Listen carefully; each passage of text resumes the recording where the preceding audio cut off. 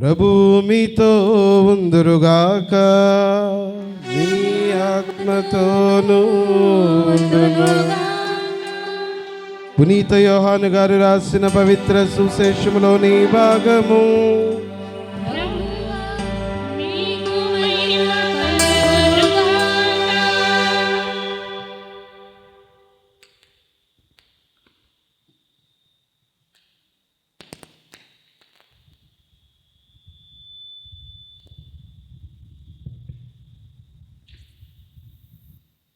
పునీత యోహాను గారు రాసిన శుభవార్త 15వ అధ్యాయము 1వ వచనం నుండి 5వ వచనం వరకు. నేను నిజమైన ద్రాక్షవల్లిని,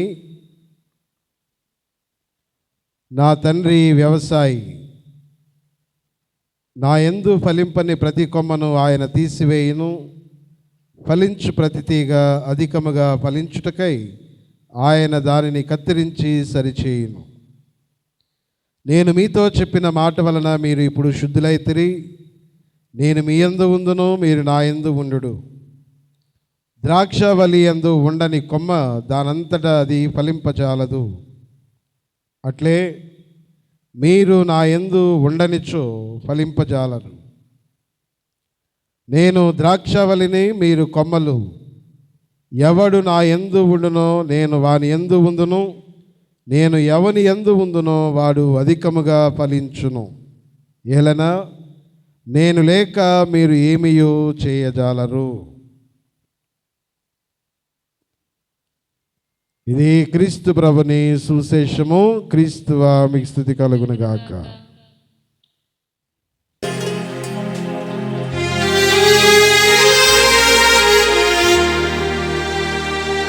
సైన్యములకు అధిపతి అయినా యెహోవా మనండా, సైన్యములకు అధిపతి అయినా యెహోవా మనండా. అందరూ చప్పలు కొట్టి గట్టిగా పాడదాం.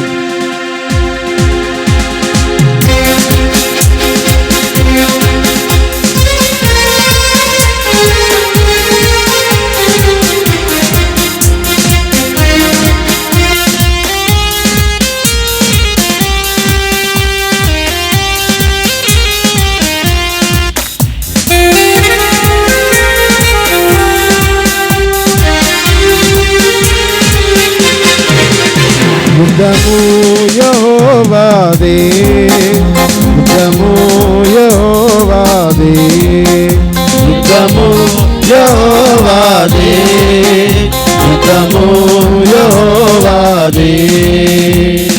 రాజులు మనకెవ్వరు లేరు, శూరులు మనకెవ్వరు లేరు. రాజులు మనకెవ్వరు లేరు, శూరులు మనకెవ్వరు లేరు. సైన్యములకు అధిపతి అయినా యెహోవా మనండా, సైన్యములకు అధిపతి అయినా యెహోవా మనండా. యుద్ధము యెహోవాదే, యుద్ధము యెహోవాదే. గట్టిగా పాడదాం. యుద్ధము యెహోవాదే, యుద్ధము యెహోవాదే.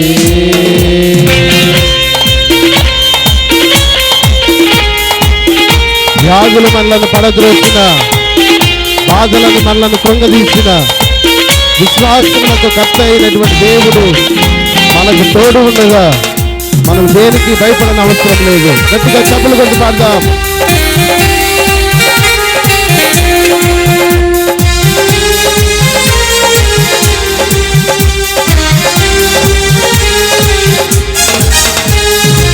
రాజులు మనలను పడద్రోసిన, బాధలు మనలను కృంగదీసిన, వ్యాధులు మనలను పడద్రోసిన, బాధలు మనలను కృంగదీసిన, విశ్వాసమునకు కట్టయిన యేసయ్యా మన అండ. విశ్వాసమునకు కట్టయిన యేసయ్యా మన అండ. యుద్ధము యెహోవాదే, యుద్ధము యెహోవాదే, యుద్ధము యెహోవాదే, యుద్ధము యెహోవాదే.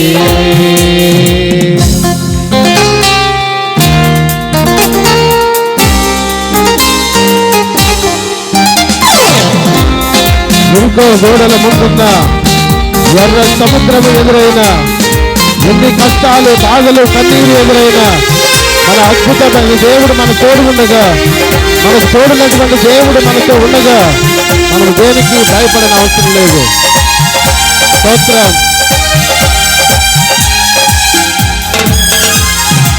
ఎరికో గోడలు ముందున్న ఎర్ర సముద్రము ఎదురైనా, ఎరికో గోడలు ముందున్న ఎర్ర సముద్రము ఎదురైనా, అద్భుత దేవుడు మనకుండగా భయమేలా మనకింకా. అద్భుత దేవుడు మనకుండగా భయమేలా మనకింకా. యుద్ధము యెహోవాదే, గట్టిగా పాడదాం. యుద్ధము యెహోవాదే, యుద్ధము యెహోవాదే, యుద్ధము యెహోవాదే, గట్టిగా. యుద్ధము యెహోవాదే, యుద్ధము యెహోవాదే, యుద్ధము యెహోవాదే, యుద్ధము యెహోవాదే. స్తోత్రం చెప్తాం. యుద్ధము యెహోవాదే, యుద్ధము యెహోవాదే, యుద్ధము యెహోవాదే, యుద్ధము యెహోవాదే, యుద్ధము యెహోవాదే, యుద్ధము యెహోవాదే, యుద్ధము యెహోవాదే, యుద్ధము యెహోవాదే, యుద్ధము యెహోవాదే, యుద్ధము యెహోవాదే. అందరూ చేతుల పైకెత్తి గట్టిగా చెప్పండి. సైన్యములకు అధిపతి అయినా యెహోవా మన అండ. విశ్వాసమునకు కట్టయినా యేసయ్యా మన అండ. అద్భుత దేవుడు మనకుండగా భయమేలా మనకింకా. అద్భుత దేవుడు మనకుండగా భయమేలా మనకింకా.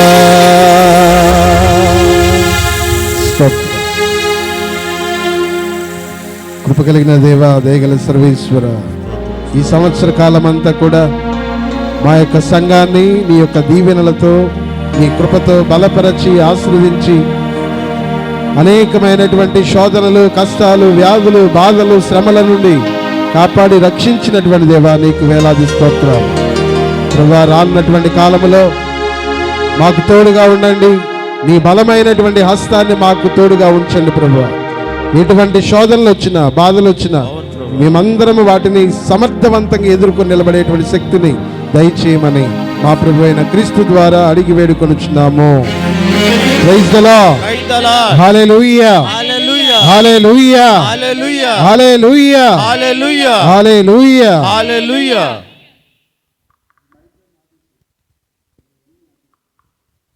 కూర్చోండి.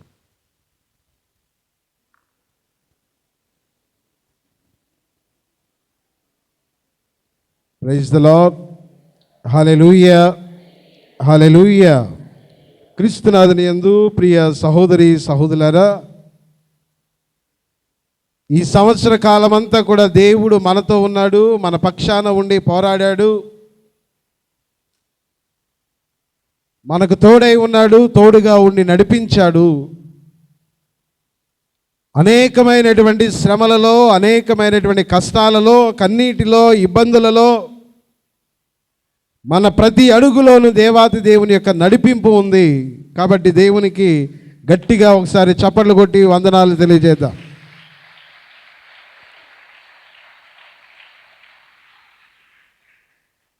ప్రతి ఒక్కరి కోరిక సంఘపరంగా గొప్పవారుగా కావాలని మనందరం కూడా కోరుకుంటాం.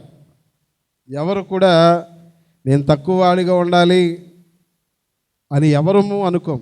ప్రతి ఒక్కరూ ప్రయత్నం ఏంటి అంటే నేను గొప్పవాడిగా ఉండాలని, గొప్పవాడిగా ఎదగాలని, సంఘములో అందరి చేత గౌరవింపబడాలని, సంఘమంతా నన్ను మెచ్చుకోవాలి అని, గొప్పవాడిగా గుర్తించాలని మనం అందరం కూడా తహతహలాడుతూ ఉంటాము, ప్రయత్నం చేస్తూ ఉంటాము, ఉబలాట పడుతూ ఉంటాం.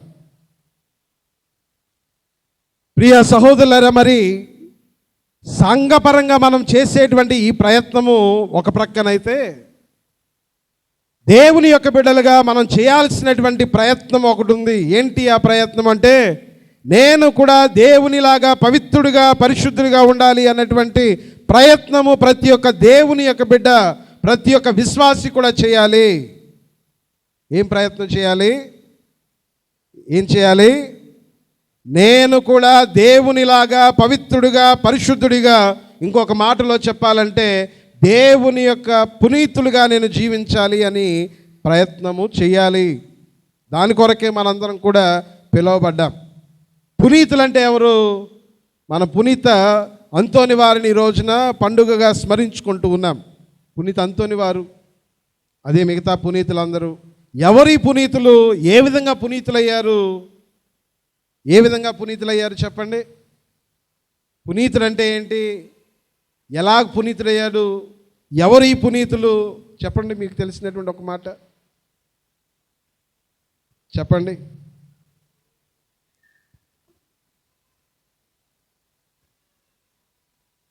దేవుని యొక్క హృదయానుసారముగా జీవించినటువంటి వారు పునీతులు. ఎవరు? దేవుని యొక్క హృదయానుసారముగా జీవించినటువంటి వారు పునీతులు.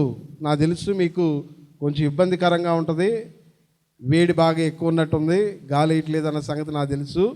బట్ భరించండి, పర్లేదు. వచ్చింది ఇప్పుడేగా మనం. ప్రైజ్ ది లార్డ్, హల్లెలూయా, హల్లెలూయా. భోజనం చేసి వచ్చారా? చేయలేదా?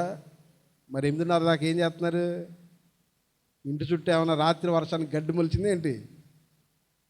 రాత్రి వర్షానికి ఇంటి చుట్టూ ఏమైనా పెద్ద పెద్ద గడ్డి మొక్కలు ఏమైనా మొలిచినాయా? సరే, తినొచ్చేయాల్సింది. 8:30కి వచ్చారు కాబట్టి చక్కగా తినొచ్చి వచ్చేస్తే 10:30 దాకా 11 వరకు కూర్చున్న ఇబ్బంది ఉండేది కాదు. తినొచ్చేయాల్సింది. ఎట్లాగ 8:30 వరకు వెయిట్ చేసాంగా, తినొచ్చేస్తే సరిపోయేది. ప్రైజ్ ది లార్డ్, హల్లెలూయా. అందరూ చెప్పండి, చేతుల పైకి ఎత్తి దేవునికి స్తోత్రం చెప్పండి. ప్రైజ్ ది లార్డ్, హల్లెలూయా, హల్లెలూయా. ఎవరు ఈ పునీతులు?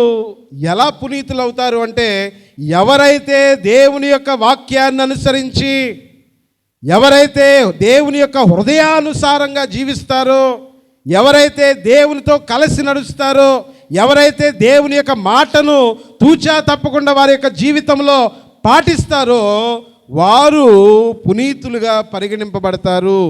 వాళ్ళందరూ కూడా పునీతులే. దేవుని యొక్క హృదయానుసారంగా జీవించినటువంటి ప్రతి ఒక్క వ్యక్తి కూడా పునీతుడే. ఈ పునీతమైనటువంటి జీవితానికే మనందరం కూడా పిలువబడ్డాం. ఈ పునీతమైనటువంటి జీవితానికే మనందరం కూడా పిలువబడ్డాం. ఊరకనే ఏదో 50 సంవత్సరాలు 60 సంవత్సరాలు ఉండిపోవడానికి కాదు. ప్రతి ఒక్క క్రైస్తవుడు అపర క్రీస్తు అని మనకి తెలియపరచబడుతుంది. ప్రతి ఒక్క క్రైస్తవుడు మరొక క్రీస్తులాగా మారాలి, మరొక క్రీస్తులాగా తన యొక్క జీవితాన్ని మలచుకోవాలి. క్రీస్తు ప్రభు ఏ విధంగానైతే ఈ లోకంలో జీవించారో అదే పవిత్రతలోను, అదే మంచితనంలోను, అదే దయ, జాలి, దయ, కరుణ చూపించేటువంటి వ్యక్తులుగా మనందరం కూడా జీవించాలి అని ప్రియ సహోదరులారా దేవుని యొక్క వాక్యము మనందరికి కూడా తెలియజేస్తూ ఉంది. ప్రియ సహోదరులారా, ఈ రోజున పునీత్ అంతోని వారిని మనము చాలా గొప్పగా స్మరించుకుంటూ ఉన్నాం. చాలా చాలా విషయాలు మీకు తెలిసే ఉంటుంది. ఒక విషయం చెప్పండి, పునీత్ అంతోని వారిని గురించి మీరు ఏదైనా ఒక విషయం చెప్పాలంటే ఏం చెప్తారు చెప్పండి? ఒక విషయం, అంతోని వారి గురించి ఒక విషయం చెప్పాలంటే ఏ విషయం చెప్తారు చెప్పండి? అమ్మా ఏంటమ్మా? అబద్ధాలు ఆడకూడదా? అద్భుతాలు అంతోని వారా? ఇంకా అమ్మ పోగొట్టుకున్నా, వెరీ గుడ్. ఎంతమందికి పోగొట్టుకున్న వస్తువులు పోయిన తర్వాత మళ్ళీ అంతోని వారికి ప్రార్థన చేసి దొరికింది ఎంతమందికి దొరికాయి? చేతులు ఎత్తండి.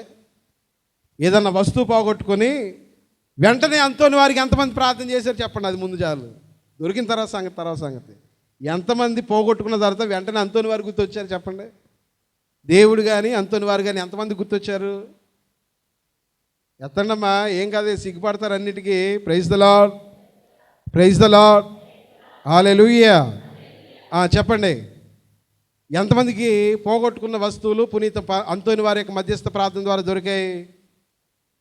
1 2 3 4 5 6 7 8 9 10 వేళ్ల మీద లెక్క పెట్టవచ్చు అనమాట. Very good, praise the lord, hallelujah. మీరన్నటువంటి విధంగానే అంతోని వారు పోగొట్టుకున్నటువంటి వస్తువులను దొరికించుకునేటువంటి వారు అని చెప్తారు. అయితే అది మన యొక్క దైనందిన జీవితంలో చాలామంది యొక్క జీవితాల్లో జరుగుతూనే ఉంది, జరుగుతుంది, జరగబోతుంది కూడా. దేవుని యొక్క కృప ద్వారా అంతోని వారి యొక్క మధ్యస్థ ప్రార్థన ద్వారా పోగొట్టుకున్నటువంటి వారు ఏదైనా వస్తువు పోగొట్టుకుంటే అది దొరకాలని వారి యొక్క మధ్యస్థ ప్రార్థన ద్వారా ప్రార్థన చేస్తే తప్పకుండా అవి దొరుకుతాయి. అయితే ఇక్కడ మనం అర్థం చేసుకోవాల్సింది ప్రియ సహోదరి సహోదరులారా ఏంటి అంటే, ఈ పోగొట్టుకున్నటువంటి వస్తువులతో పాటు అంతోని వారు చేసేటువంటి ఆయన యొక్క ప్రధానమైనటువంటి ముఖ్యమైనటువంటి ఉద్దేశము ఇంకొకటి ఉంది. ఏంటి అంటే, ప్రభువు చెప్తూ ఉంటారు కదా, ఏమనంటే, తప్పిపోయినటువంటి దానిని వెదకి రక్షించుటకు నేను ఈ లోకానికి, చెప్పండి గట్టిగా, తప్పిపోయినటువంటి దాన్ని వెదకి రక్షించడానికి నేను ఈ లోకమునకు వచ్చి తిని. ఇది పునీత్ అంతోని వారి యొక్క జీవిత ధ్యేయం కూడా. తప్పిపోయినటువంటి వస్తువులను పోగొట్టుకున్నటువంటి వస్తువులను తీసుకొని రావటమే మాత్రమే కాదు, కానీ ఆత్మలైతే నశించిపోతూ ఉన్నాయో, దేవుని దగ్గర నుండి దూరంగా వెళ్ళిపోతూ ఉన్నాయో, దేవుని దగ్గర నుండి, దేవుని యొక్క భీతి నుండి, దేవాలయం నుండి, ప్రార్థనా జీవితం నుండి ఎవరెవరైతే వైదొలగి దూరంగా వెళ్ళి నశించిపోతున్నారో వారందరి యొక్క ఆత్మలను కూడా వెదకి మరలా దేవుని దగ్గరకు తీసుకురావడమే పునీత్ అంతోని వారి యొక్క ప్రధానమైనటువంటి ఉద్దేశం. Praise the lord, hallelujah, hallelujah, హల్లెలూయా. పునీత్ అంతోని వారు ఒకసారి రిమి అనేటువంటి పట్టణంలోనికి వెళ్ళి దేవుని యొక్క సువార్తను ప్రకటిస్తున్నారంట. రిమి అనేటువంటి పట్టణానికి వెళ్ళి దేవుని యొక్క సువార్తను ప్రకటించడానికి వెళ్ళినప్పుడు అక్కడ ఉన్నటువంటి వాళ్ళందరూ కూడా దేవుణ్ణి నమ్మనటువంటి వాళ్ళు. ఎవరు దేవుణ్ణి నమ్మనటువంటి వాళ్ళతో ఆ ఊరు, ఆ పట్టణం అంతా కూడా నిండిపోయి ఉంది.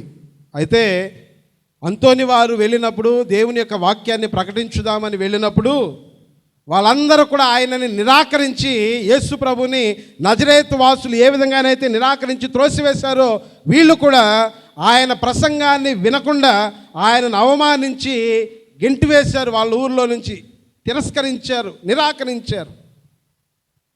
అయితే పునీత్ అంతోని వారు దేవుని యొక్క వాక్యం పట్ల చాలా భక్తి కలిగినటువంటి, దేవుని యొక్క వాక్యం పట్ల చాలా దృఢమైనటువంటి నమ్మకం కలిగినటువంటి భక్తుడు, పునీతుడు కూడా. ఏం చేశాడు ఆయన? నిరాశ చెందకుండా ఏం చేశాడు తెలుసా? వీళ్ళు నన్ను నిరాకరిస్తున్నారు, దేవుని యొక్క వాక్యాన్ని వినడం లేదని చెప్పి ఏం చేశాడు తెలుసా? ఆయన ఏం చేశాడు? ఊరి బయట ఉన్నటువంటి సముద్రం దగ్గరికి వెళ్ళి అక్కడ దేవుని యొక్క వాక్యాన్ని ప్రకటించడము. Praise the lord. వినేవాళ్ళందరూ చేతుల పైకి ఎత్తి గట్టిగా చెప్పండి, praise the lord. Hallelujah, hallelujah, hallelujah. ఏం చేశాడు ఆయన? ఈ ఊర్లో వాళ్ళు వాక్యం వినడం లేదు, నన్ను త్రోసివేశారు, నిరాకరించారని చెప్పి నిరాశ చెందకుండా ఏం చేశాడు? సముద్రం దగ్గరికి వెళ్ళి అక్కడ దేవుని యొక్క వాక్యాన్ని ప్రకటించటము, చెప్పటం మొదలుపెట్టాడు. చెప్తూ ఉన్నటువంటి సమయంలో ఒక అద్భుతం జరిగింది. ఏం జరిగింది? సముద్రంలో ఉన్నటువంటి చేపలన్నీ అంట వారి యొక్క మూతుల్ని పైకి పెట్టి, ఇలా పైకి పెట్టి ఆలకించటం మొదలుపెట్టాడు. బయటకు వచ్చేసినాయి అంట. బయటికి ఇలా వచ్చి తొంగి చూస్తూ ఉన్నట్లుగా ఆ యొక్క సువార్తను, దేవుని యొక్క వాక్యాన్ని ఆలకించటం ప్రారంభించినాయి అంట. ఇది చూసినటువంటి వాళ్ళందరూ కూడా, దేవుని నమ్మనటువంటి వాళ్ళు, దేవుని యొక్క వాక్యాన్ని నమ్మనటువంటి వాళ్ళందరూ కూడా అంతోని వారు చేసినటువంటి యొక్క అద్భుతాన్ని చూసి వెంటనే ఆయన దగ్గరకు వచ్చి క్షమాపణ అడుగుతూ, దేవుని యొక్క వాక్యాన్ని విశ్వసిస్తూ, ఇదిగో దేవుని యొక్క బిడ్డలుగా, అదేవిధంగా దేవుని విశ్వసించేటువంటి వారుగా వాళ్ళందరూ కూడా మారు మనస్సు పొందేనటువంటి సంఘటన పునీత అంతోని వారి యొక్క జీవితంలో జరిగింది. Praise the lord. Hallelujah, hallelujah. కాబట్టి ప్రియ సహోదరి సహోదరులారా, పునీత అంతోని వారిని ప్రార్థన చేసేటువంటి సమయంలో, లేకపోతే పునీత అంతోని వారిని స్మరించుకునేటువంటి సమయంలో, పునీత అంతోని వారి యొక్క మధ్యస్థ ప్రార్థన మనం కోరుకునేటువంటి సమయంలో, మనము ఆయన జీవితంలో ఉన్నటువంటి గొప్ప గొప్ప విషయాలను మనందరం కూడా స్మరించుకోవడానికి ప్రయత్నం చేయాలి. ఆయన దేవుని యొక్క వాక్యము పట్ల నిజమైనటువంటి భయము, భక్తి కలిగినటువంటి వాడు. మరీ తల్లి తన యొక్క దేవుని యొక్క వాక్యాన్ని తన హృదయంలో పదిలపరచుకున్నట్లుగా ఆయన దేవుని యొక్క వాక్యం పట్ల అమితమైనటువంటి ప్రేమ కలిగినటువంటి వాడు. దేవుని యొక్క వాక్యాన్ని బోధించటమో లేకపోతే ఆలకించటం మాత్రమే కాదు, కానీ ఆయన ప్రేమతో ఆ యొక్క వాక్యాన్ని ఆలకించి పాటించినటువంటి గొప్ప పుణ్యాత్ముడు. Praise the lord. Hallelujah, hallelujah. ఆయన ఈ విధంగా తన యొక్క సువార్త పరిచర్య ద్వారా ఎంతోమంది దేవుని దగ్గర నుండి తప్పిపోయినటువంటి వారిని మరలా దేవుని దగ్గరకి తీసుకొని వచ్చాడు. ఈ రోజున దేవుని యొక్క వాక్యము నీ హృదయాన్ని తాకగలుగుతుందా? దేవుని యొక్క వాక్యాన్ని నువ్వు స్మరిస్తూ ఉన్నావా? ధ్యానం చేస్తూ ఉన్నావా? దేవుని యొక్క వాక్యాన్ని బట్టి నశించిపోతున్నటువంటి నీ యొక్క ఆత్మను నువ్వు రక్షించుకోగలుగుతున్నావా? దేవుని యొక్క వాక్యానికి నీ జీవితంలో ప్రాముఖ్యతనిస్తూ ఉన్నావా? దేవుని యొక్క వాక్యాన్ని నువ్వు ధ్యానం చేస్తూ నీ జీవితాన్ని నువ్వు ఆత్మ పరిశీలన చేసుకొని నీ యొక్క హృదయాన్ని, నీ జీవితాన్ని మార్చుకొని ప్రభుని చెంతకు రాగలుగుతూ ఉన్నావా? ఈ పండుగ మనలో ఒక్కరికైనా ఈ మార్పుని తీసుకొని రావాలి. మనకు తెలుసు మనం ఎలా ఉన్నామో దేవుని పట్ల, దేవుని యొక్క వాక్యం పట్ల, అదేవిధంగా దేవుని దగ్గరకు రావడం పట్ల మనం ఏ విధంగా ఉన్నామో ప్రియ సహోదరి సహోదరులారా మనందరికీ కూడా తెలుసు. ధ్యానం చేయాలి, ఆత్మ పరిశీలన చేసుకోవాలి. దేవుని యొక్క వాక్యమును అనుసరించి నీ జీవితాన్ని కొంచెమైనా మార్చుకోవడానికి ప్రతి ఒక్కరూ కూడా ప్రయత్నం చేయాలని పునీత అంతోని వారి రోజున మనందరికీ కూడా తెలియజేస్తున్నారు. Praise the lord. Hallelujah, hallelujah, hallelujah. ఇక రెండవది ప్రియ సహోదరి సహోదరులారా, పునీత అంతోని వారి స్వరూపం. ఆయన చేతిలో ఎవరున్నారు? అవునా? పాలేసేనా? నిజం చెప్పండి, మీకెట తెలుసు?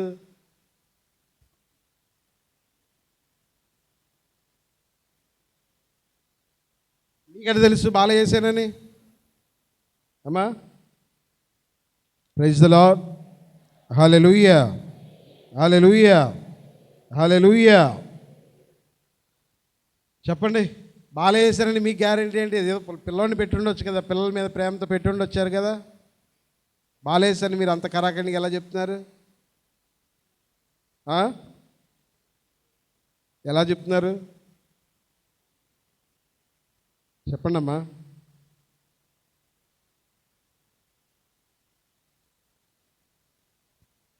బాలయేసని ఎలా చెప్తున్నారు?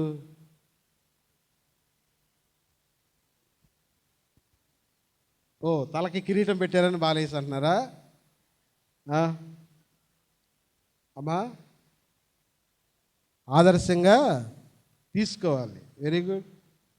ఆదర్శంగా తీసుకోవాలంటే ఇదిగో యేసుప్రభుని కూడా ఆదర్శం. బాలయేసుని అంతోని వారు ఎత్తుకోవడానికి గల స్పెషాలిటీ ఏంటి? ఆయన బాలయేసు అని మీరు ఎక్కడ చెప్తున్నారు అంట? అమ్మా,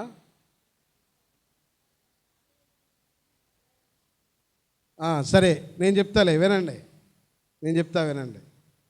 ఒకానొకసారి అంతోని వారు స్వార్థ పరిచర్యకి వెళ్ళారంట. సుమారుగా ఆయనకి దేవుని యొక్క వాక్యం బాగా, ప్రసంగాలు బాగా చెప్పేవాళ్ళు. స్వార్థ పరిచర్యకి వెళ్ళిన తర్వాత మామూలుగా మన కోటాల్లో అయ్యేసరికి ఏ టైం అవుద్ది? 10, 11, 12 అయిపోద్ది కదా.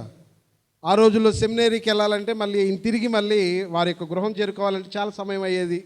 అర్ధరాత్రి కాబట్టి అక్కడ పోర్చుగల్లోనే అక్కడ ఉన్నటువంటి ఆ యొక్క ప్రాంతంలో ఉన్నటువంటి కౌంటిస్సో అనేటువంటి ఒక వ్యక్తి ఇంట్లో ఆ రాత్రికి ఉండాలని వాళ్ళు బలవంతం చేస్తే అంతోని వారు వారి యొక్క ఇంటిలో ఆ రాత్రికి బస చేశారు.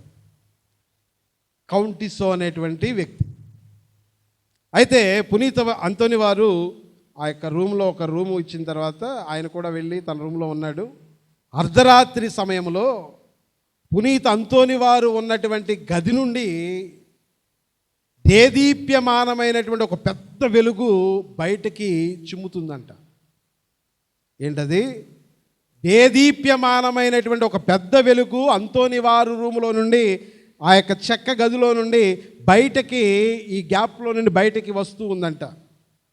ఈయనకి ఆశ్చర్యం వేసింది. మామూలుగా లైట్ అయితే ఇంత ఉండదు కదా, ఏంటి అని ఈ కౌంటిస్సో గారు దగ్గరకి భయంతోనే వెళ్ళి ఆ యొక్క తలుపుని తీసి చూసేసరికి అంతోని వారు తన యొక్క చేతులలో చిన్నారి బాలయేసుని ఎత్తుకొని ఆయనతో ఆడుకుంటూ తన్మయత్వంలో మునిగి తేలుతూ ఉన్నారంట.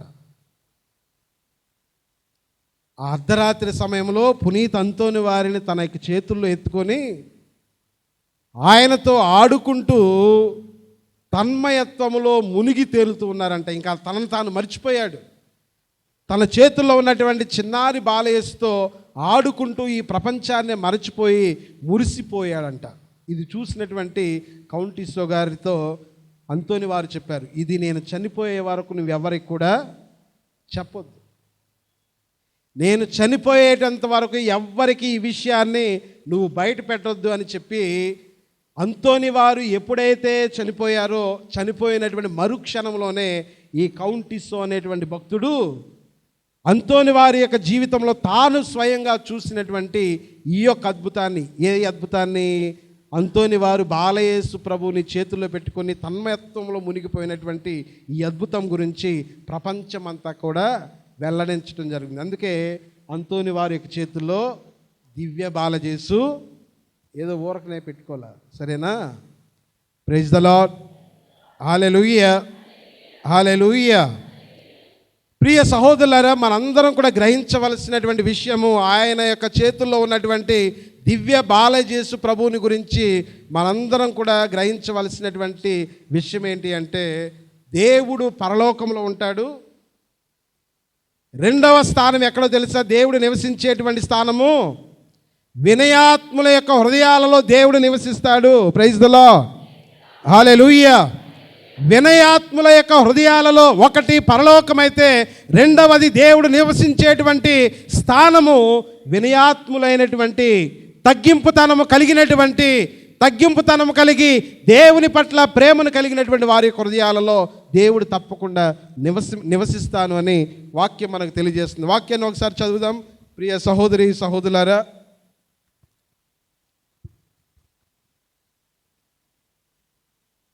నిర్గమాకాండం 33వ అధ్యాయం 18వ వచనం చదవండి. నిర్గమాకాండము 33వ అధ్యాయము 18వ వచనం. మోషే ప్రభువుతో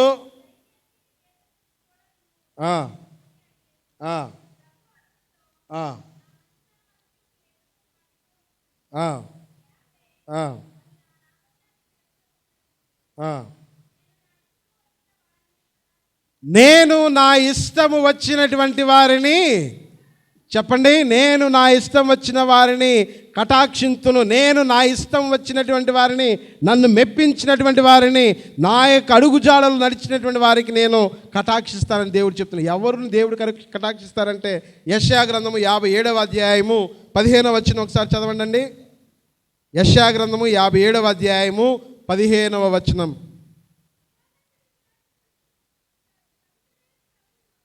మహోన్నతుడు, శాశ్వతుడు, పవిత్రుడు అయినటువంటి ప్రభువు ఇట్లు నుడువుచున్నాడు. ఏమని? నేను ఉన్నతమైనటువంటి పవిత్రమైన స్థలములలో నివసించువాడను అయినను వినయాత్ములను పశ్చాత్తాప మనస్కులైనటువంటి వారితో నేను నివసింతును. Praise the lord. Hallelujah, hallelujah, హల్లెలూయా.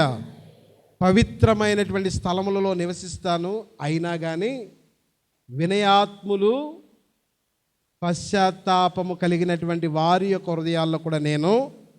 అందుకే ఆయన చేతుల్లో ఒదిగిపోయాడు. అందుకే ఆయన చేతుల్లో ఆయన ఒదిగిపోయింది.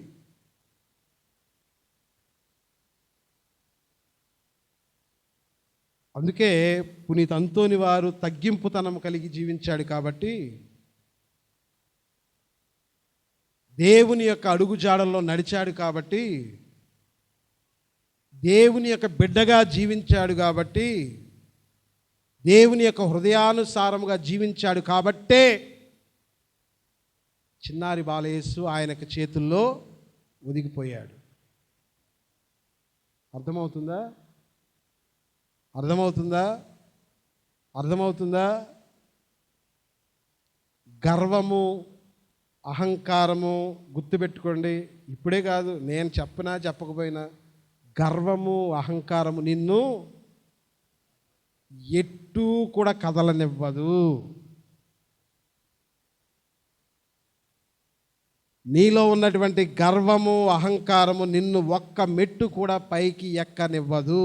అది సంఘపరమైనటువంటి జీవితం కావచ్చు, నీ యొక్క ఆధ్యాత్మిక జీవితము కావచ్చు. గర్వము, అహంకారము, నీ యొక్క పొగరబోతుతనం అనేటువంటిది నిన్ను ఒక్క మెట్టు కూడా పైకి ఎక్కనివ్వదు. ఇది వాస్తవం. Praise the lord. Hallelujah, hallelujah, hallelujah. కాబట్టి ప్రియ సహోదరి సహోదరులారా, తగ్గింపుతనము కలిగి జీవిస్తే, వినయవంతులుగా జీవిస్తే దేవుడు నీ కుటుంబంలో, నీ హృదయంలో నివాసం ఏర్పాటు చేసుకుంటాడు.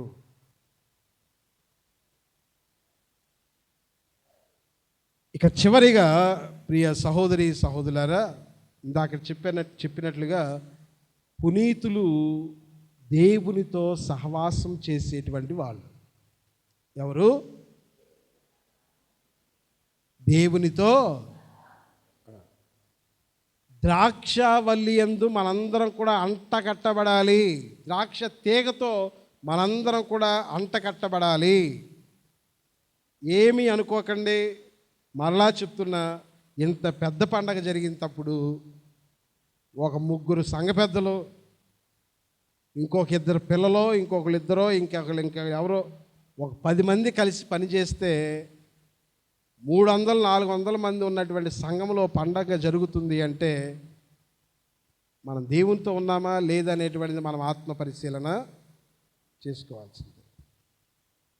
సరే, మీకు తెలియదు, మీకు అర్థం కాలేదు. 3 రోజుల నుంచి ఫాదర్ గారు చెప్తూ ఉంటారు, ఏమని? వెళ్ళండి, పనుల్లో చేయండి, దేవుని యొక్క పనుల్లో మీ చేతును అందించండి అని కుర్రవాళ్ళకి చెప్తున్నా, మరిదల సభ్యులకు చెప్తున్నా, మరి ఉన్నటువంటి మగవాళ్ళకి చెప్తున్నా.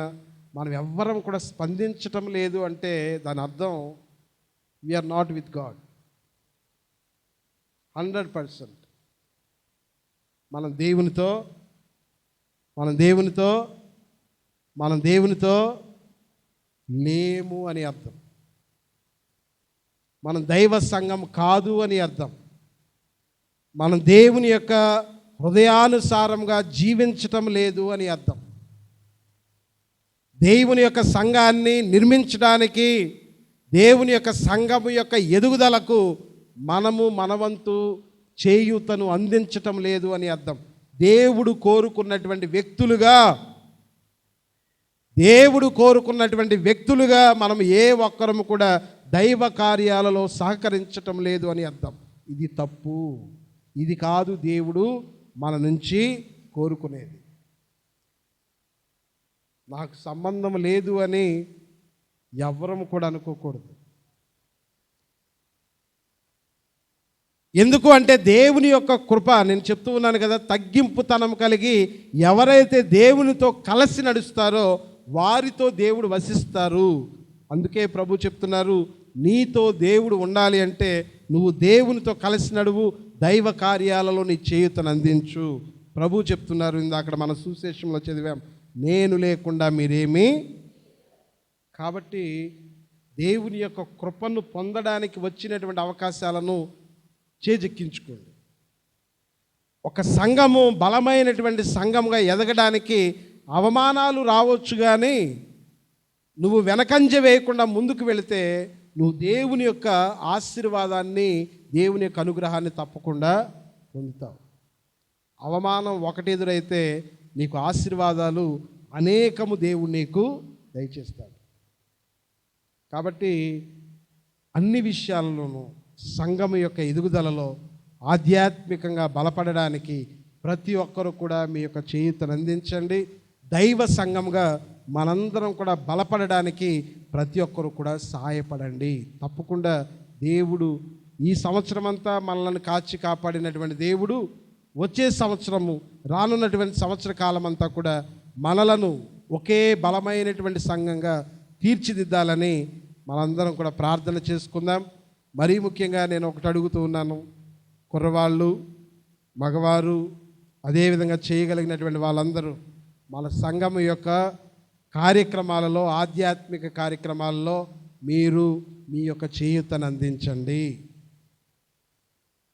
మన సంఘాన్ని మనమే నిర్మించుకోవాలి. దేవుడు మన నుంచి కోరుతున్నది అదే.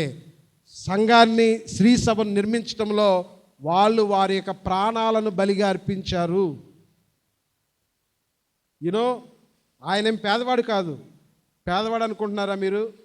పోర్చుగల్ దేశంలో అత్యంత సంపన్నమైనటువంటి కుటుంబాల్లో వాళ్ళ యొక్క కుటుంబం కూడా ఒకటి.